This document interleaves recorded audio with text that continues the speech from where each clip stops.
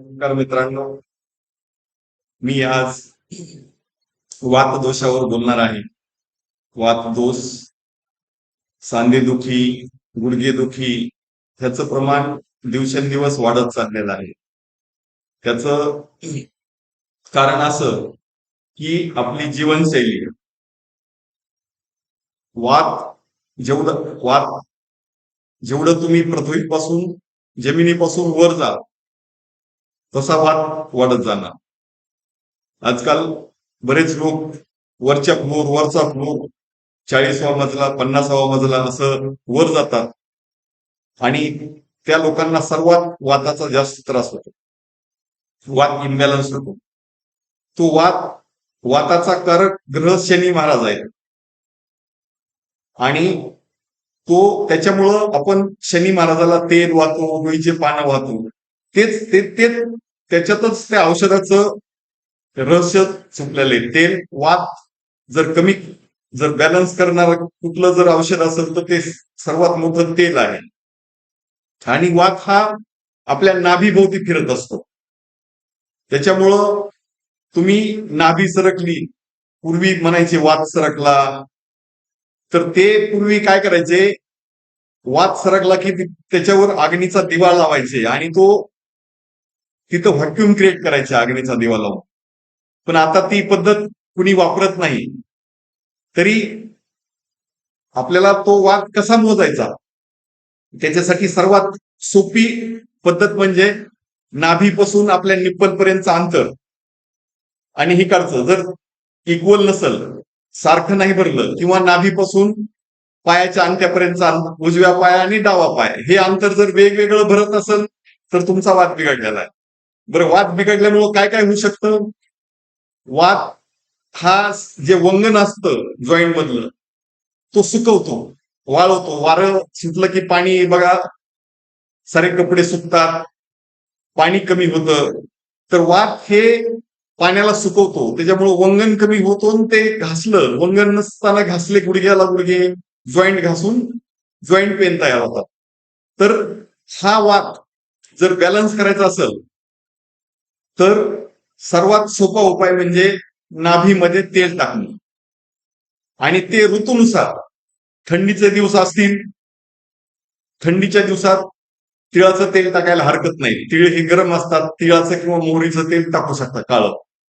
तुम्ही उन्हाळ्यात उष्णता जास्त असते, त्याच्यामुळं तुम्ही तिळाऐवजी खोबरेल तेल टाका. आणि त्याच्यात पण जर तुम्ही कापूर जर मिक्स केला तर आणखी ते थंड होतं.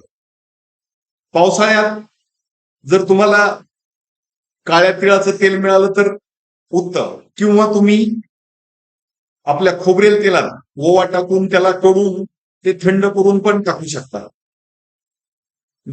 रात्री झोपताना 2 थेंब टाकले, रेग्युलर तुम्ही 20-25 दिवस करून पहा. तुम्हाला तुमचं पोट साफ होईल. तुम्हाला जो त्रास आहे इनडायजेशनचा तो कमी होईल. फार सोप्या सोप्या गोष्टी आहेत ज्यासाठी आपण विनाकारण गोळ्या खातो आणि त्याचे साईड इफेक्ट करून बाकीच्या किडन्या किंवा तुमचे बाकीचे अवयवाला, लिव्हरला त्रास देतो.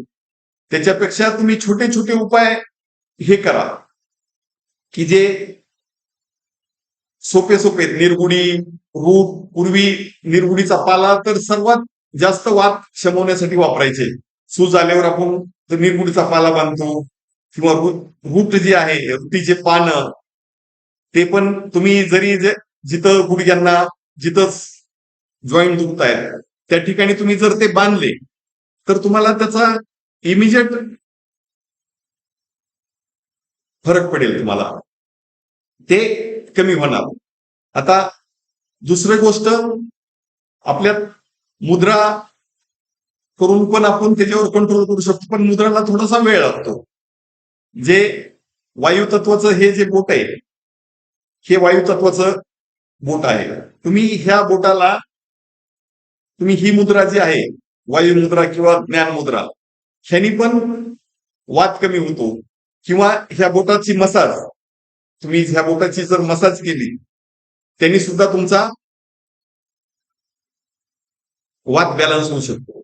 आणि दुसरं काहीच नाही जमलं तर ही जी मुद्रा आहे बॅलन्सिंग मुद्रा, ही पूर्ण ही पाची तत्व बॅलन्स करणारी मुद्रा आहे. ही अग्नी आहे, हे वायू आहे, हे आकाश आहे, ही पृथ्वी आहे आणि हे पाणी आहे. ह्या अग्नीला ह्यानी जर दाबलं तर तुमचं, ह्याला बॅलन्सिंग मुद्रा म्हणतात, तुमचे सर्व जे दोष आहेत,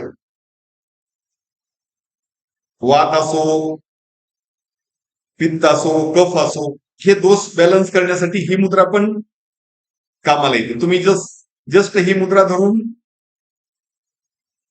असे 10-15 मिनिट बसला तरी त्याचे परिणाम तुम्हाला मिळतील. आणि दुसरं, आपण जे योग वगैरे जे बरेच लोक शिकवतात, योगचा अर्थ नुसती एक्सरसाइज वगैरे नाहीये. योग म्हणजे त्याचं कॉम्बिनेशन आहे. तुमचं एक्सरसाइज प्लस प्राणायाम, हे जर गोष्टी तुम्ही केल्या त्यांनी पण वात बॅलन्स होतो. वात बॅलन्स करण्यासाठी तुम्ही पूर्वी जे शीतली किंवा शीतकारी, शीतली म्हणजे